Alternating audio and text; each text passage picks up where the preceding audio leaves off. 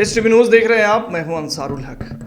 बिहार की राजधानी पटना से एक खबर आई कि जिसके तहत Bihar Madrasa education board, Bihar Sanskrit board और अल्पसंख्यक आयोग एवं इस तरह के कुछ आयोगों को भंग कर दिए जाने की खबर आई। दरअसल यह खबर 1 मार्च की है, जब विधानसभा में एक विधेयक लाया गया इन आयोगों के सिलसिले में, तो उसके बाद से ये चर्चा हुई। हालांकि बहुत मास लेवल पे इसकी चर्चा नहीं हुई, लेकिन क्या है इसकी हकीकत? क्या मदरसा बोर्ड ख़त्म होने जा रहा है? ऐसे कई तरह के सवाल हैं कि क्या सरकार अल्पसंख्यकों के मामले में थोड़ा सा जो है उस तरह की ज़हनियत दिखा रही है जिसके तहत जो है बहुत सारे अधिकारों को छीन लेने की बात कही जा रही है। तो ऐसे में बिहार सरकार की नीयत क्या है और रणनीति क्या है, ये जानना बेहद अहम है। और इसका जवाब जानने के लिए आज हमारे साथ STV न्यूज़ के स्टूडियो में एक ख़ास मेहमान मौजूद हैं, जनाब एजाज शोएब हाशमी साहब। एजाज शोएब हाशमी साहब पूर्व प्रशासनिक अधिकारी रहे हैं बिहार सरकार के और बिहार शिक्षा सेवा के वरिष्ठ पदाधिकारी के तौर पे काम कर चुके हैं। अपनी सेवा काल में इन्होंने प्राथमिक शिक्षा से लेकर माध्यमिक शिक्षा एवं उच्च शिक्षा विभाग में विभिन्न पदों की जिम्मेदारियां निभाई है। बिहार के पटना सहित 7 जिलों में जिला शिक्षा पदाधिकारी एवं RDDE डिप्टी डायरेक्टर एवं स्पेशल डायरेक्टर आदि पदों पर भी कार्यरत रह चुके हैं। शोएब साहब, बहुत बहुत स्वागत है आपका STV न्यूज़ में। और पहला सवाल मैं आपसे वही जानना चाहूँगा कि क्या मदरसा बोर्ड भंग होने जा रहा है? देखिए, आपने जो बताया है इसमें सिर्फ मदरसा बोर्ड की बात नहीं है, इसमें और भी आयोग की बात है। संस्कृत शिक्षा बोर्ड भी है और भी जैसे आप बता रहे हैं महिला आयोग और अन्य आयोग हैं। इस पे एक बात आई है कि साहब इसको एक नए तरीके से इसको अरेंज करना चाहती है गवर्नमेंट, और उसी सिलसिले में ये कार्य किया गया है, विधेयक लाया गया है। अभी विधेयक फाइनल स्टेज पे नहीं है, विधेयक पास तो हो गया लेकिन आगे इसको गवर्नर का अनुमोदन चाहिए। संभवतः ये अभी उसी स्टेज में है। बहुत अंदर की बात तो हम नहीं कर सकेंगे अभी, जो जानकारी हमें अभी तक मिली है अन्य स्रोतों से। जहाँ तक है कि ये सिर्फ अल्पसंख्यक की बात नहीं है, संस्कृत में भी ये जो बोर्ड है इसमें बहुत सी खामियां रहती हैं। बोर्ड के जो पुराने शक्ति थे, आप जानिए कि जैसे मदरसा बोर्ड का अगर एग्जाम्पल लेते हैं आप, 1941 में पहले मदरसा प्राइवेट हुआ करता था और 1921 में बिहार गवर्नमेंट ने एक कानून बनाया, 81 में एक कानून बनाया और इसमें से कुछ मदरसों को टेक ओवर किया। तो वैसे मदरसे जो मैनेजमेंट चलाते थे पहले, वो उन लोगों ने अपना कंसीड किया चल अचल संपत्ति के साथ, जो है कि नहीं, मदरसा बोर्ड एक्ट के तहत जो बना था, गवर्नमेंट का जो एक्ट था मदरसा बोर्ड एक्ट 1981, उसके तहत जिन लोगों ने कंसेंट दिया तो मदरसे को टेक ओवर कर लिया।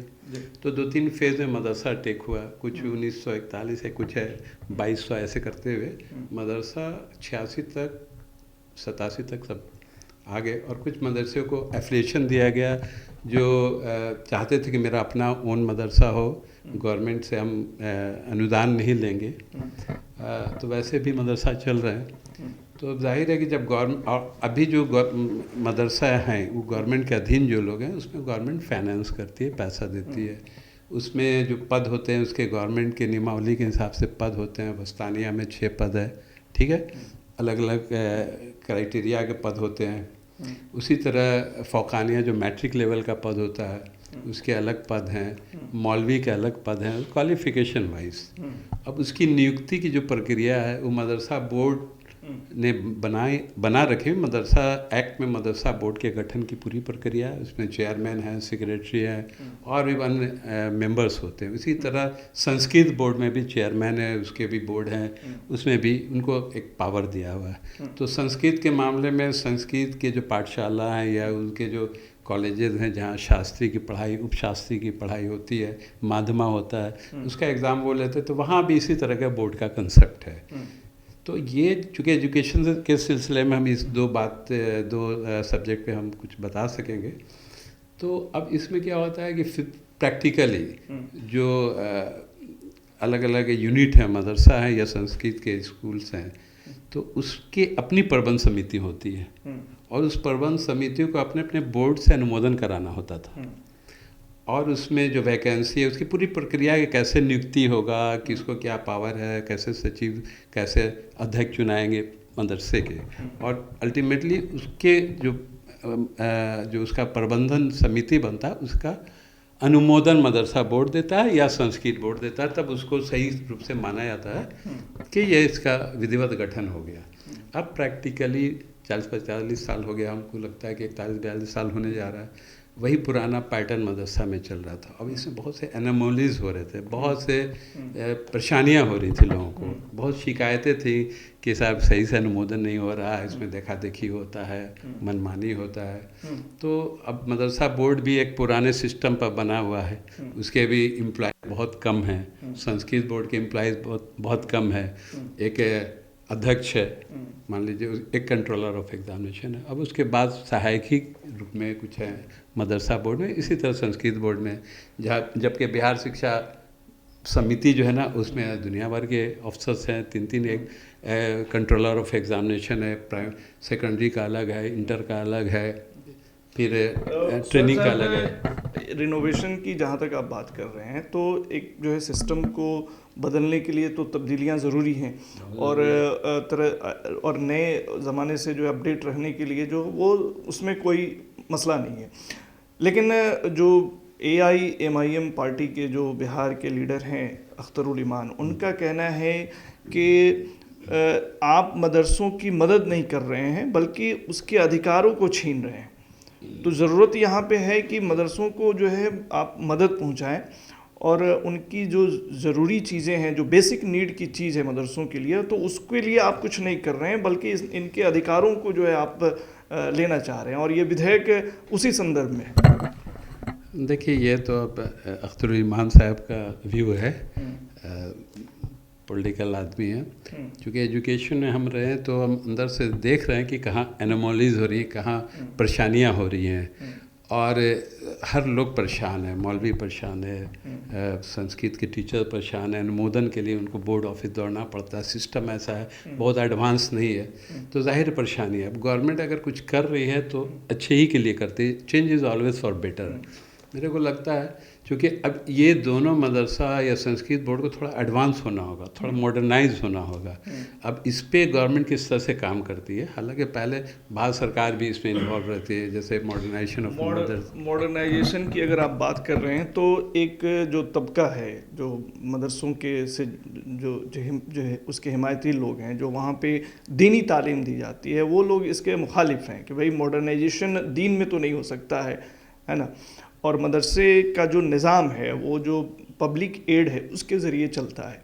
तो ऐसे में क्या मॉडर्नाइजेशन के नाम पे जो है अधिकारों का जो है ये टेक ओवर करना, ये दुरुस्त रहेगा? देखिए, जैसा मैंने पहले बताया कि 2 टाइप के मदरसा है। एक मदरसा ऐसे जिसको गवर्नमेंट ने टेक ओवर कर लिया, तो उसके शराइत पहले से थे, उस शराइत को आपने एक्सेप्ट किया तो उसने टेकअप किया।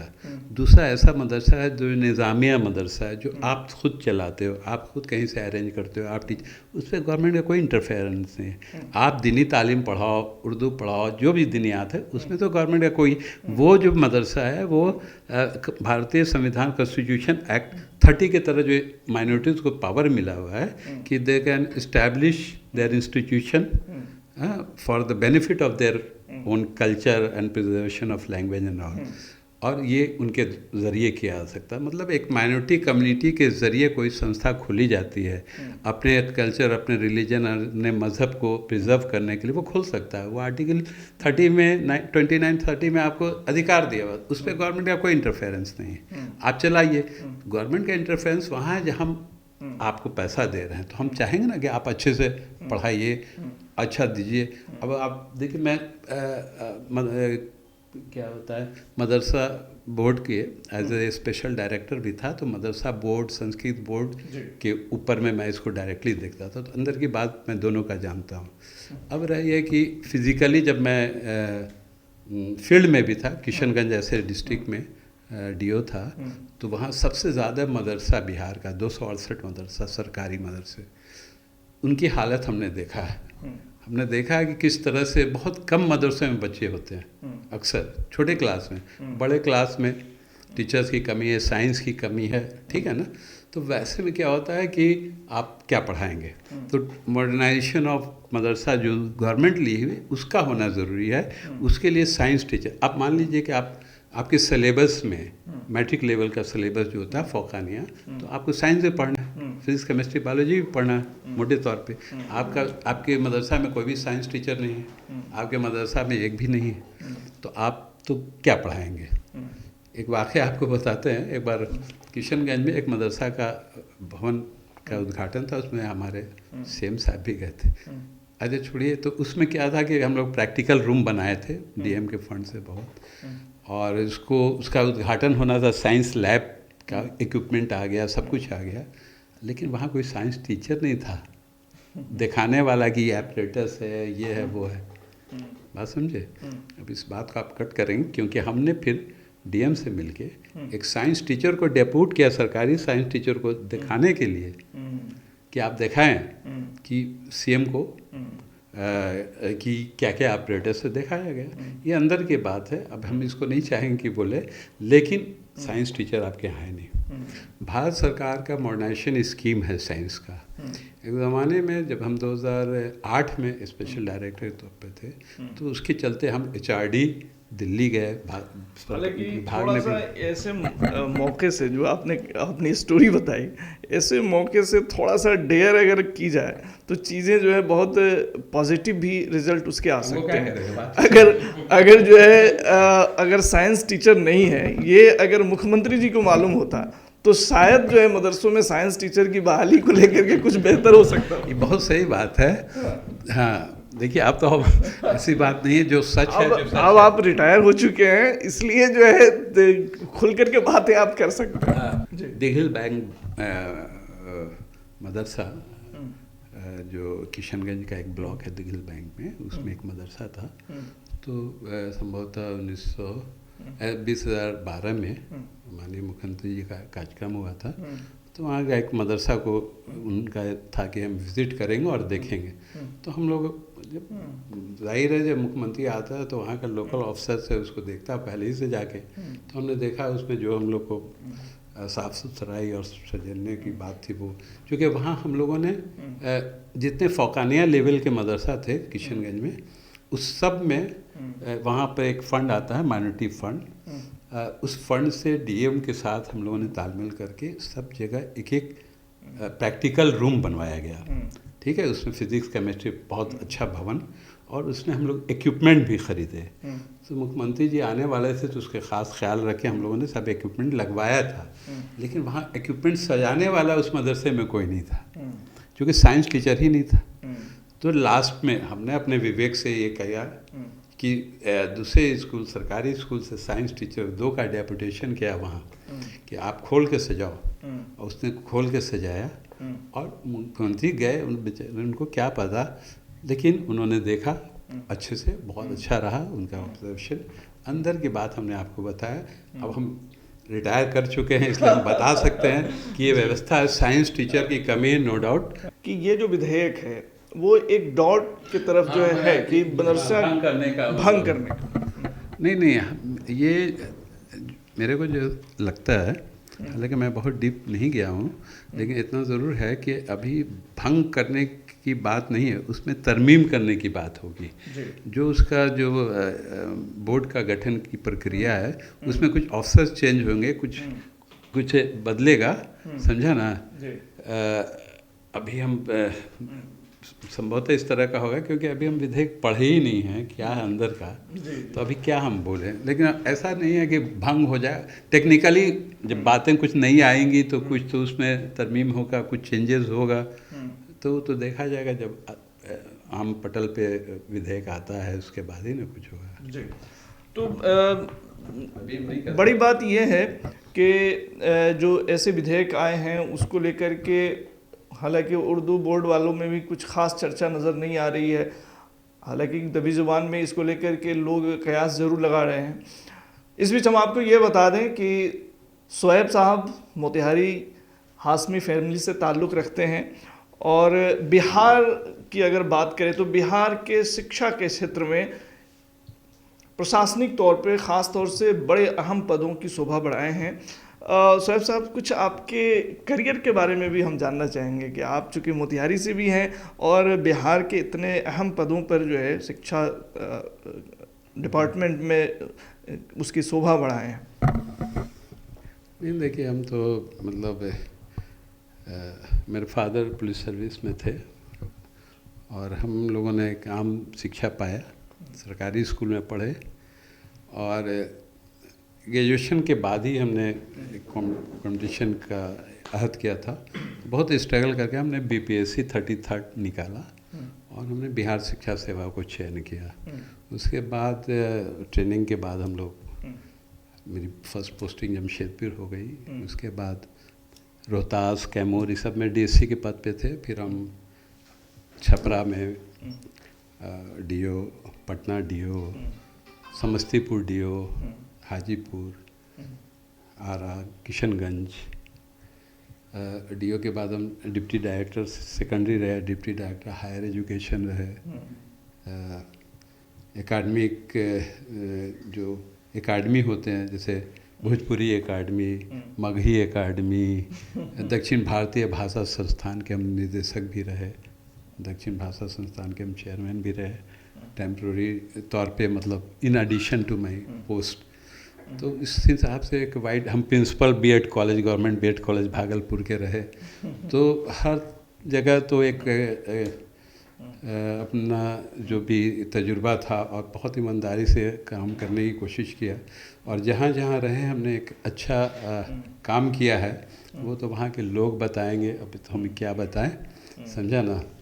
ये तो लोग बताते हैं। ये इतना ज़रूर है कि रिटायरमेंट के बाद हम खुश हैं अपने कार्यों से कि कुछ तो किया हमने 30 साल में। जो कई महत्वपूर्ण यूनिवर्सिटीज़ हैं बिहार की, खासतौर से मौलाना मजहरुल हक, तो इन सब जगहों पे भी आपका काफ़ी योगदान रहा है, ख़ास तौर से क्रिएटर के तौर पे।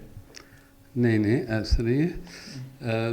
यूनिवर्सिटी हायर एजुकेशन में हम थे 2013 से लेकर 19 तक, सचिवालय में पोस्टिंग थी डिपार्टमेंट। तो इस मेरे दौर में मतलब बहुत से काम हुए जिसमें नए प्राइवेट यूनिवर्सिटी एक्ट या पुराने यूनिवर्सिटीज़ को तोड़ के नए यूनिवर्सिटी एक्ट जो विभाग बनाए, उसमें मेरी भूमिका रही as a deputy director. File गई, उसमें जो भी है दौड़ धूप कर किए हम लोग, कैबिनेट से लेके जो भी होता है प्रोसेस सरकार के साथ सहयोग का जो होता है विभाग का, उसी हैसियत से कुछ काम किए। हाँ, इस दौर में एक मेन था, कोर्ट केसेस था, सिन्हा कमीशन एक हो गया था, तो उसमें मेरे को नोडल अफसर बनाया गया था।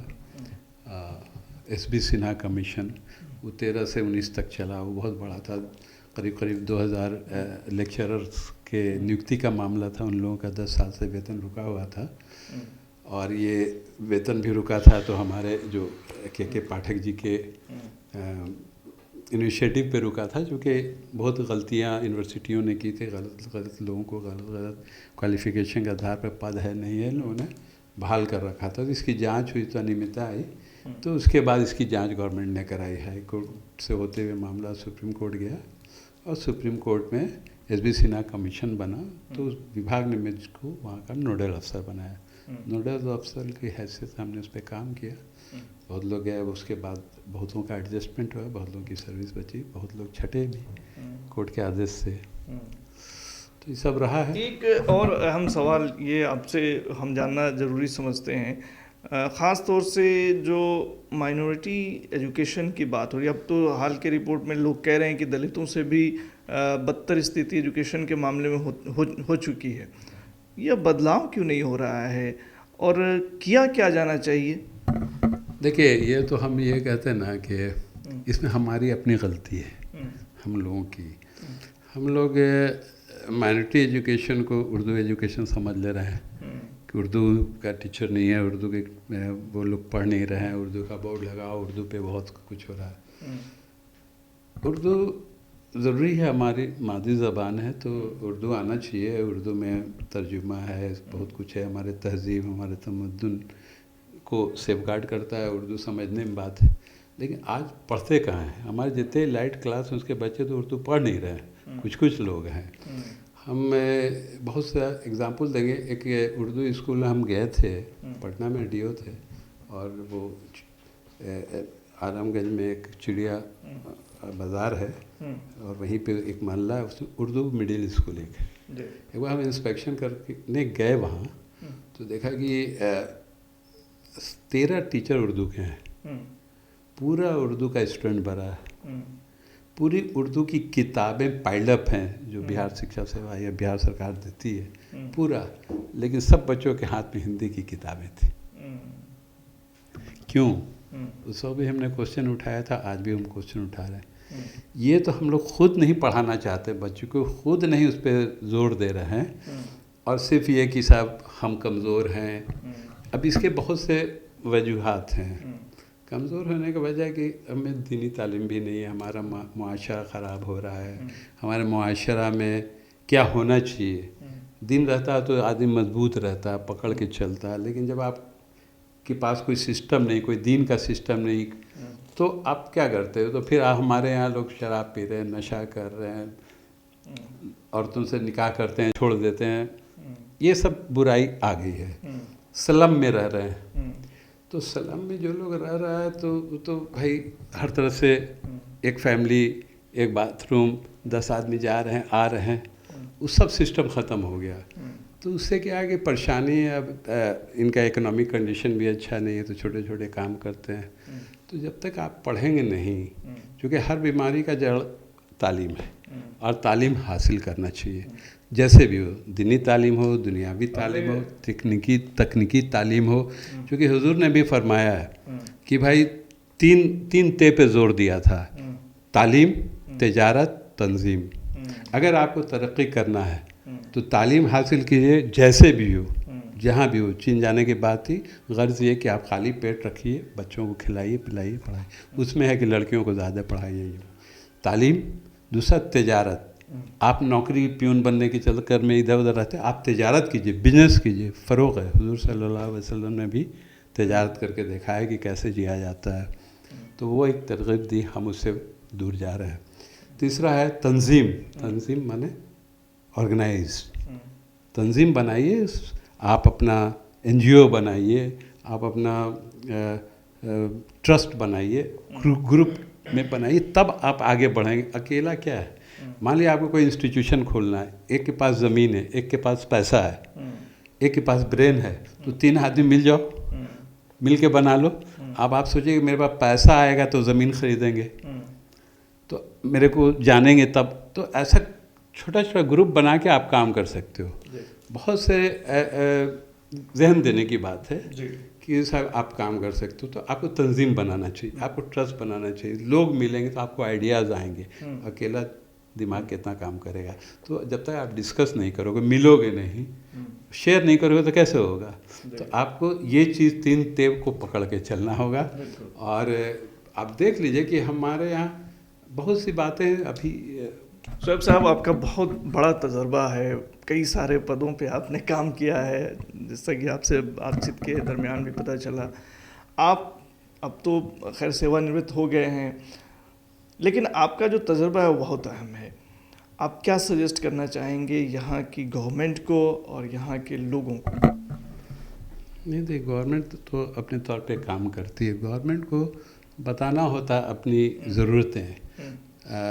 इतने विधायक हैं, इतने MLAs हैं, उनके थ्रू तो एक सिस्टम बना है कि आप ध्यान आकर्षण प्रस्ताव लाते हैं, तो जहाँ कमी है आपको बताना चलेगा।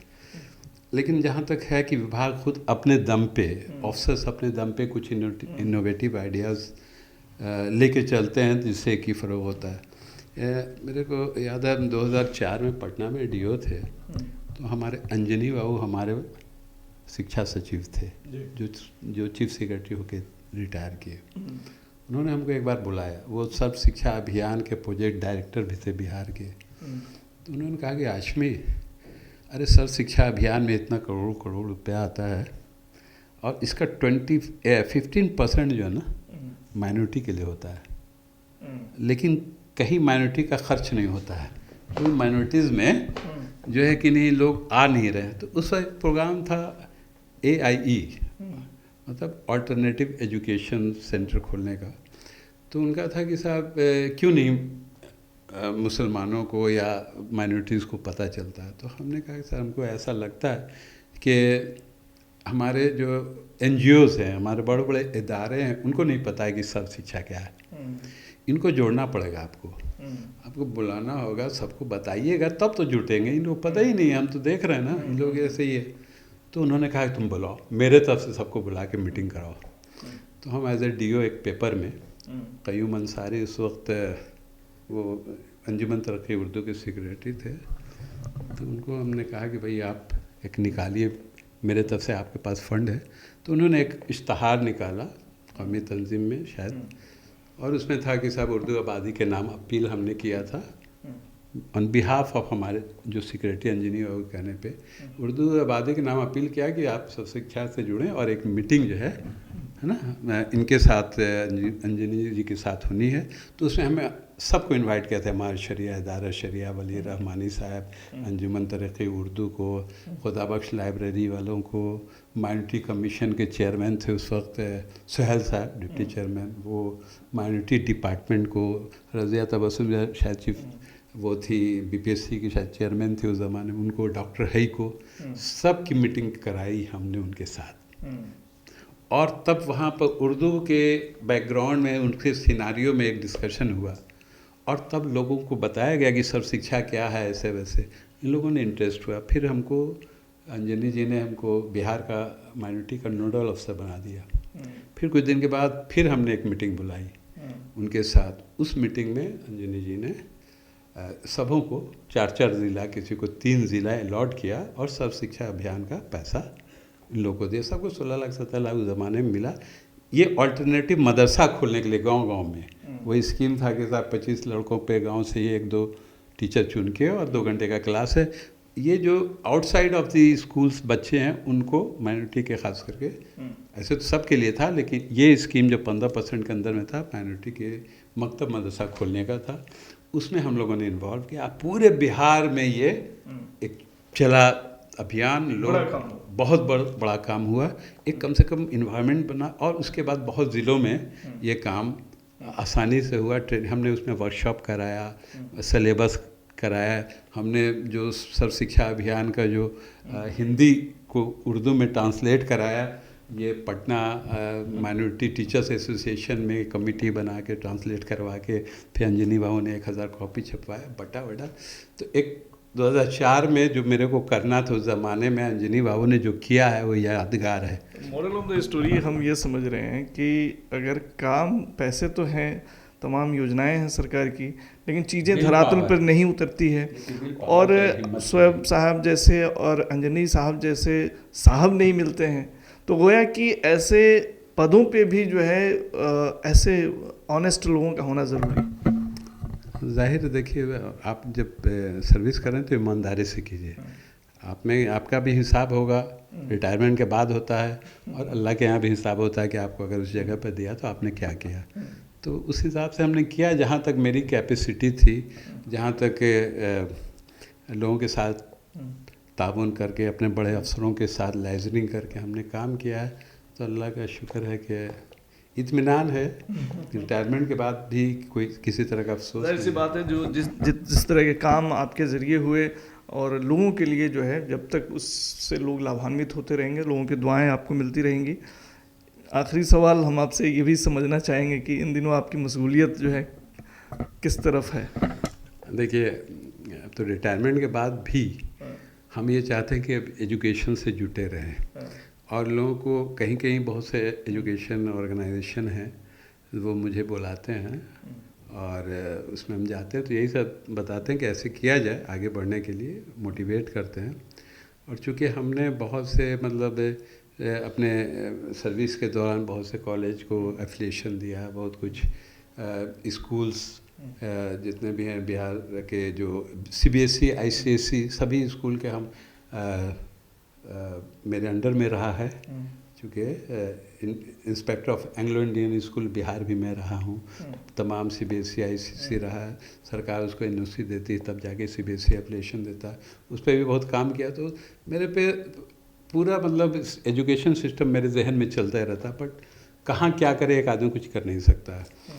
मैं अपने तौर पे मेरा एक मदरसा था घर का मेरे चचे के नाम पे, उसको हमने कन्वर्ट करके किसी तरह से मिलजुल के हम लोगों ने एक बीएड कॉलेज खोल रखा है मोतिहारी में, वो नरकटिया गांव है वहाँ पे, और माशाल्लाह चल रहा है वो 10 साल से, बहुत कामयाबी के साथ चल रहा है। और वो मैं अपने पापा के नाम पे ट्रस्ट बनाया था, SM शुएब हाशमी ट्रस्ट। उसमें हमारे बड़े भाईजान जो IG पुलिस थे SMS हाशमी, उनका भी बहुत बड़ा योगदान रहा है, पूरी फैमिली का योगदान रहा है।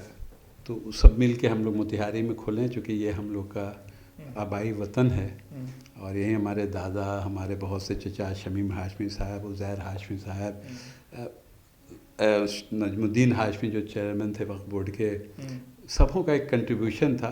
क्योंकि सबसे बड़े मेरे पापा थे और इंग्लिश पीरियड से वो पुलिस में थे और DSP होकर रिटायर किए थे और फैमिली के क्रिएटर थे, इसीलिए जो है कि नहीं हम लोगों ने यहाँ पे इसको ज़रूरी समझा और किया, माशाल्लाह चल रहा है। हमारे चचा जहाँ में हैं वहाँ पे, जहाँ मेरा स्कूल है वहाँ पे मेरे चचा शमीम हाशमी साहब MLA भी रहे हैं और MP भी राज्यसभा के रहे हैं। एक रेपुटेड फैमिली रही है, तो एजुकेशन ही के क्षेत्र में कुछ हम लोग कर सकते थे, तो जो छोटी सी कोशिश है हमारी। और बिल्कुल हाशमी फैमिली का योगदान जो है, और मोतिहारी और चंपारण में जो है वो सब लोगों की ज़ुबान पर है। बहुत बहुत शुक्रिया शुएब साहब, इतना कीमती वक्त हमारे साथ साझा करने के लिए। तो मदरसा बोर्ड को लेकर के जो बात शुरू हुई थी, उसके बारे में हमने तमाम जानकारी आपसे साझा की, और साथ साथ जो आज के हमारे ख़ास मेहमान थे उनकी पर्सनालिटी के ऊपर भी बहुत सारी बातें हुई। तो आपको यह चर्चा कैसी लगी आप हमें बताइएगा ज़रूर। अभी के लिए फ़िलहाल इतना ही। तमाम खबरों और डिबेट्स के लिए जुड़े रहिए STV न्यूज़ के साथ।